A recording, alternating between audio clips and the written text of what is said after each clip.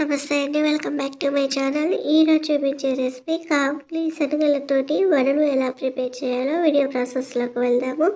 దీనికోసం చిన్న చిన్న టిప్స్ ఫాలో అయితే మీరు కూడా ఈజీగా ప్రిపేర్ చేయొచ్చు.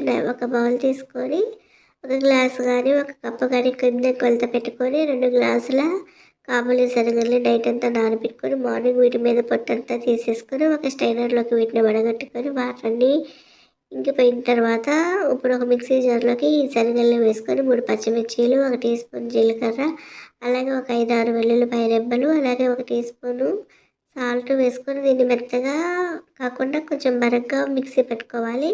సో ఇది మెదక్కపోతే 1 టీ స్పూన్ వాటర్ వేసుకొని మిగతా పిండితో కూడా ఇలానే పచ్చిమిర్చి, సాల్ట్ ఇవన్నీ వేసుకొని మిక్సీ పెట్టుకున్న తర్వాత కొద్దిగా పుదీనాకు, కొద్దిగా కొత్తిమీర, కొద్దిగా కరివేపాకు వేసేసుకొని వీటన్నిటిని కూడా బాగా కలిపేసుకొని మిక్స్ చేసుకుందాం. పుదీనా ఆకు వేయటం వల్ల మంచి ఫ్లేవర్, ఎక్స్ట్రా ఫ్లేవర్ యాడ్ అవుతుంది. అలానే ఇది క్రిస్పీగా రావటం కోసం 3 టేబుల్ స్పూన్ల బియ్యం పిండి వేసుకొని ఆనియన్స్ ముక్కలు కూడా వేసుకొని ఇదంతా కూడా బాగా కలిపేసుకుందాము. ఇది కలుపుకుంటూనే ఒక పక్క పొయ్యి మీద స్టవ్ ఆన్ చేసుకొని బాండీలో ఆయిల్ వేసి పెట్టుకుందాము. ఆయిల్ వేడైపోతూ ఉంటుంది. ఈ పిండిని ఈలోపు బాగా కలుపుకుందాము.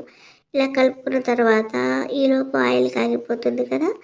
ఇది అలవాటు ఉన్న వాళ్ళైతే ఇలా చేత్తో చేసుకోవచ్చండి. అలవాటు లేని వాళ్ళు పేపర్ కవర్ మీద కానీ బటర్ పేపర్ మీద కానీ చేసుకోవచ్చు. ఇలా వేడైన ఈ ఆయిల్లో మనం చేసుకున్న ఈ వడల్ని ఒక్కొక్కటిగా వేసుకొని ఇది ఒకవైపు కాలిన తర్వాత రెండో వైపుగా టర్న్ చేసుకుంటే మొత్తం ఇలానే పిండితో కూడా చేసుకుంటే ఎంతో టేస్టీగా ఉండే కాబూలి శనగలు రెడీ అయిపోయింది. వీటిని వెట్టిగా కూడా తినొచ్చు.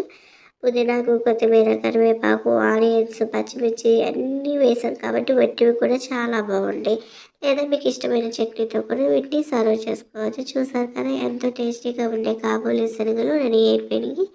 ఇది ఈవినింగ్ కానీ సాయంత్రం స్నాక్గా కూడా ఉపయోగపడింది. సో వీడియో నచ్చితే like and share, subscribe. Thank you.